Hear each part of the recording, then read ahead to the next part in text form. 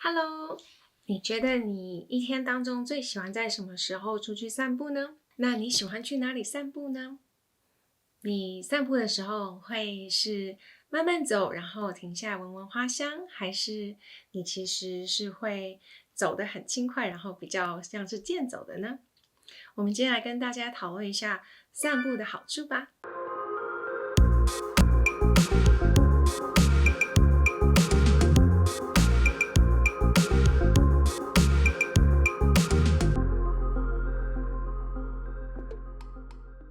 各位朋友，大家好，我是美国加州临床心理师 Caitlin，欢迎来到我的频道。今天我们来跟大家讨论一下散步这件事情对大家有什么样的好处。如果你对于心理这样子的议题有兴趣的话，麻烦帮我们按下订阅跟小铃铛哦，这样我们一有新的影片的时候，你就可以收到通知了。今天呢，我想跟大家讨论一下为什么散步对我们的身心灵是有好处的。散步这件事情呢，其实是非常非常简单的。有的时候呢，我们其实不需要太多的事情，就可以让我们变得比较放松，也可以比较愉悦。根据美国疾病研究中心，也就是 CDC， 他们的调查研究发现呢，在美国每5个人就有1个人是有心理疾病的。所以呢，就代表说呢，如果即使你是吃了很健康的食物，睡了好觉，然后也有去做心理治疗，什么事情都做了，你还是很有可能会觉得心情很低落，甚至觉得自己很糟糕，而这个是很有可能，也可能是蛮正常的一件事情。但是如果我们能够有一些 coping skill， 如果我们能够有一些生活当中就是很简易的一些练习，就能够让我们的状态是变好的，何乐而不为呢？所以今天我就想要跟大家讨论一下散步这件事情对我们的好处有哪一些。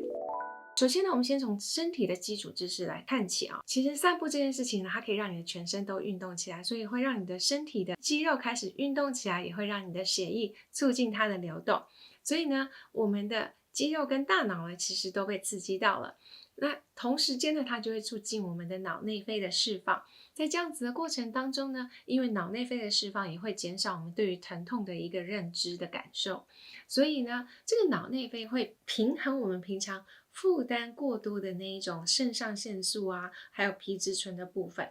也就是会让我们减少对于压力的那一种感知。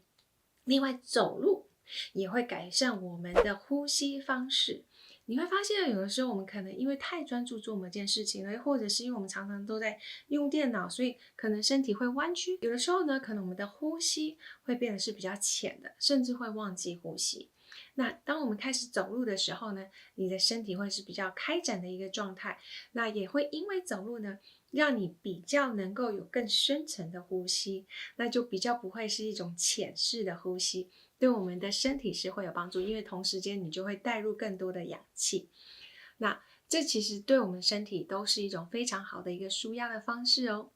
另外呢，要跟大家讨论一个部分，就是当你人在外面散步的时候，其实你的大脑会因此而产生比较多的 oxytocin。那么 oxytocin 呢，它其实功能蛮像是一个动情激素的感觉，也就是当你在恋爱的时候，感觉一切都是美好、开心、温暖、快乐，那个就是那种动情激素在作用。当你出去走一走的时候，其实你的 oxytocin 是会提升的。所以呢，当你在走路的时候，你会发现越来越开心，又或者是觉得整体而言我是高兴的。另外，在我们创伤治疗过程当中，我们其实常会提到一个部分，就是走路它其实是会提供一个双侧的一个刺激，也就是你在这样子走路的同时间呢，你在刺激你的左边跟右边的大脑。那我们都知道呢，右边的大脑是在控制你左边的身体，你的左边的大脑是控制你右边的身体。那当你这样子走路的时候，你其实同时刺激两边的大脑。那左边的大脑主要而言是比较是一个分析式啦，然后比较是一个逻辑性思考。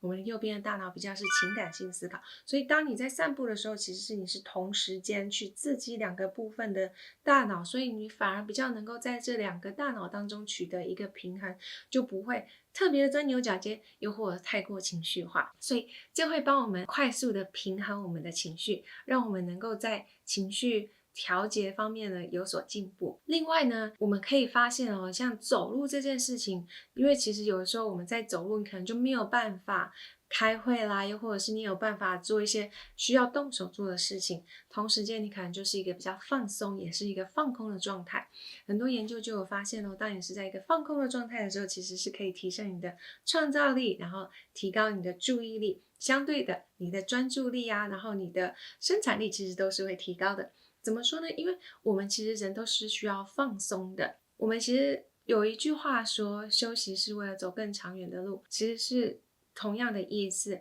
当你在休息的一个状态的时候，你能够适时的放松，那同时间你的创造力就会提升。那我们在一个比较放松的状态的时候呢，你的那个迷走神经，也就是 vagus system 呢，它其实就会比较是回到一个副交感神经，让你比较是开心、比较放松、比较自在，同时间你就比较能够 access 你的大脑当中一个属于比较社交啦、玩乐啊、创造啊这个部分。而这个是必须要在你比较没有压力下的状态，你才有可能去触及到这个部分的大脑，所以能够放松是一件很好的事情。所以你有没有发现，有的时候可能你在洗澡的时候，就是在那里唱歌啊、洗澡啊，你反而可以有很多的灵感，是同样的意思哦。最后呢，我们要跟大家讨论就是一个情绪上，我们都知道杏仁核其实是我们的情绪管理中心。那当我们在事情发生的时候，我们很容易会杏仁核就会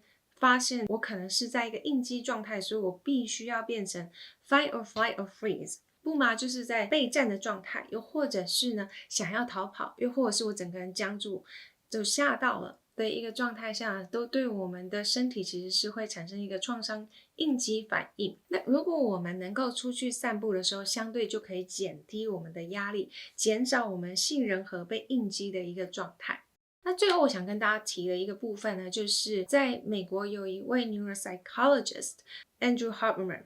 他呢其实就有提到了，其实他比较建议的是每天早上在你醒来之后的1个小时之内出去散步，可以是15分钟，可以是30分钟。在这样子一个状况下呢，当你能够一早起来的时候就出去接触到阳光，你的眼睛接触到阳光之后呢，它会帮助你调节你的生理时钟，因为这个时候你的大脑就会接收到现在是早上，现在是白天，那同时间它就会帮助你调整好你晚上该睡眠的时间。那同时间呢，也会因为你这样子去走路而帮助你有更好的睡眠品质。所以其实走路对我们有非常多的好处，对吧？我们今天就跟大家讨论到这个部分，不知道你有什么样的想法吗？或者是你其实本来就是每天都会去走路的人呢？欢迎跟我们分享哦。那我们下次见了，拜拜。